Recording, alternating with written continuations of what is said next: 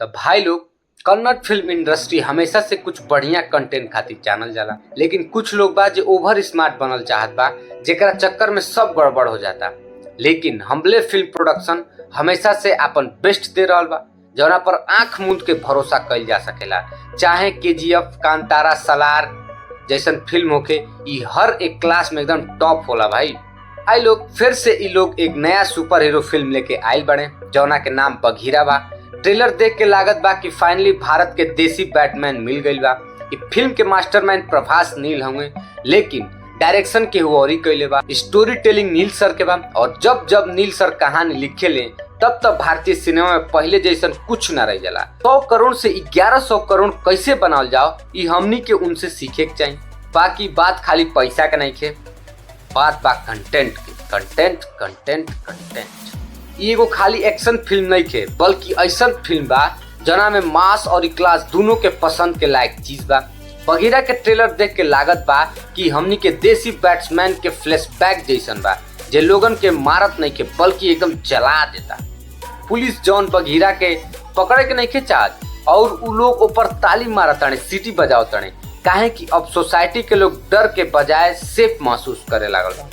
ई कॉन्सेप्ट एकदम कमाल के बा, लेकिन सोचे के बात ई बा कि आज तक दूसरा इंडस्ट्री ऐसा कॉन्सेप्ट पर फिल्म बनाओ के काहे ना सोचलस।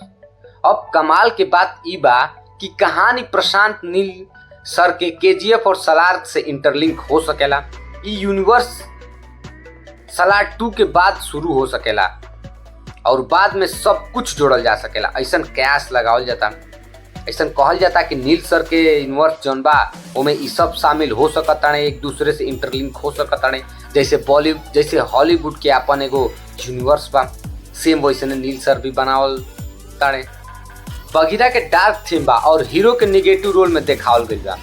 ओकरा पास्ट में बहुत खतरनाक कहानी छिपावल गइल बा। ई देखे में खाली एगो आसान लौकता भाई, लेकिन एमे बहुत कुछ छिपल बा। फिल्म केवल 30 से 40 करोड़ के बा। ऐसे में भारी भरकम विजुअल इफेक्ट्स के उम्मीद ना कइल जा सकेला, जैसन हमनी के केजीएफ और सलार में देखले रहनी जा। एक्शन जबरदस्त बा, बाकी ई हॉलीवुड लेवल के नहीं के। एगो बात ई बा कि 30 से 40 करोड़ में हमनी के हॉलीवुड वाला फिल्म ना मिल सकत बा। ई के केजीएफ और सलार वाला वाइब के तुलना भी नहीं के कइल जा सकत भाई।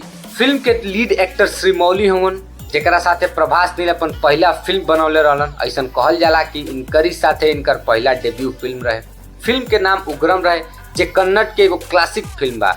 हमरा लागत बा कि बघीरा के किरदार की मामला में सलार और केजीएफ से ऊपर जा सकेला। लेकिन प्रमोशन देख के ऐसा लागता कि फिल्म के मेकर जन बाने पैन इंडिया में एकरा के ले जाए से चूक गइल बड़े। ऐसा लागता कि उनके खुद पे ही उम्मीद नहीं थे, खुद पे ही ये लोग के विश्वास नहीं थे कि का करी का ना करी। सबसे बड़ चिंता के बात ई बा कि भाई ई फिल्म हिंदी में नहीं आवत। ऐसा एकर मेकर्स कहत ताने। सिंघम अगेन और भूल भुलैया 3 के बीच रिलीज होके के कारण बघीरा के ज्यादा शो मिलल बहुत मुश्किल बा। लेकिन याद रखे के चाहिए आप सबके कि कांतारा भी हिंदी में बहुत देर से रिलीज भइल, आ जब रिलीज भइल छप्पड़ फाड़ के पैसा कमैलस, 100 करोड़ कमैलस भाई। अगर बघीरा के कहानी केजीएफ और सलार जैसन होखलस, तो हो सकेला कि हिंदी में रिलीज के बाद भी यही के हुए हाल होके जन कांतारा के भइल रहे भाई। गजब तबा तोड़ पैसा कमैले रहे। Concept plus action plus VFX सब एकदम दमदार रहे। लेकिन ये बघीरा के ट्रेलर देख के लागत नहीं खे कि एगो पैन इंडिया फिल्म बन सकता। ये एगो रीजनल फिल्म लागत बा, जौन केजीएफ और सलार के मुकाबला करे के सोच नहीं के सकत।